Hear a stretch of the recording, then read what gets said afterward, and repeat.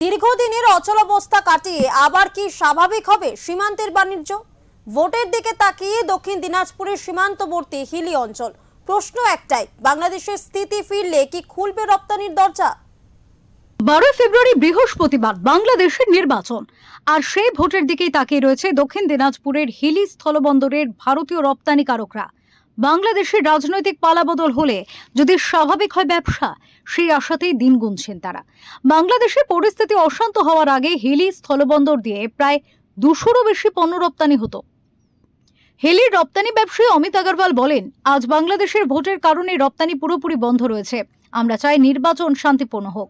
দীর্ঘদিন ধরে ওপারের অশান্তির প্রভাব আমাদের ব্যবসায় সরাসরি পড়েছে। এর জেরে আমাদের জেলার বহু মানুষ কর্মহীন হয়েছেন। তার আশা, নতুন সরকার দায়িত্ব নিলে ফের বন্ধুত্বপূর্ণ সম্পর্ক ফিরবে, খুলবে বাণিজ্যের পথ। এছাড়া বাংলাদেশের ভোটকে কেন্দ্র করে ভারতীয় সীমান্তগুলিতে বিএসএফ এর টহলদারিও বাড়তে দেখা গিয়েছে। আজকে ইলেকশনের জন্যই বন্ধ। তো আমরা চাচ্ছি যে ইলেকশনটা খুব ভালোভাবে হোক, কারণ বিগত কয়েক বছর ধরে যা দেখছি বাংলাদেশের পরিস্থিতি খারাপ হওয়ার কোনো ব্যবসা খারাপ হয়ে গেছে। তার জন্য আমাদের ডিস্ট্রিক্টের প্রচুর লোক কর্মহীন হয়ে গেছে। তো আমরা চাই ভালোভাবে ইলেকশনটা হোক, যাতে আগামী দিনে ভালো দিন আসুক, ভাই বন্ধুত্বটা আবার ঘুরে আসুক, লোক কর্ম পাক।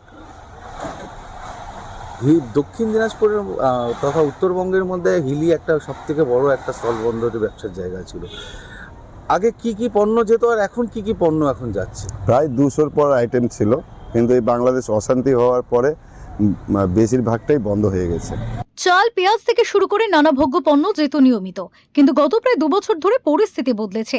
এখন 8-10টি পণ্যের মধ্যেই রপ্তানি কার্যত সীমাবদ্ধ, ফলে বিপাকে পড়েছেন ব্যবসায়ীরা। এই অবস্থায় আজকের নির্বাচনকে গুরুত্বপূর্ণ বলেই মনে করছেন রপ্তানি ব্যবসায়ীরা। তাদের আশা, ভোট পরবর্তী সময় বাংলাদেশে স্থিতিশীল সরকার গঠিত হলে ধীরে ধীরে স্বাভাবিক হবে সীমান্ত বাণিজ্য। বালুরঘাট থেকে শঙ্কু কর্মকারের রিপোর্ট, ওঙ্কার বাংলা।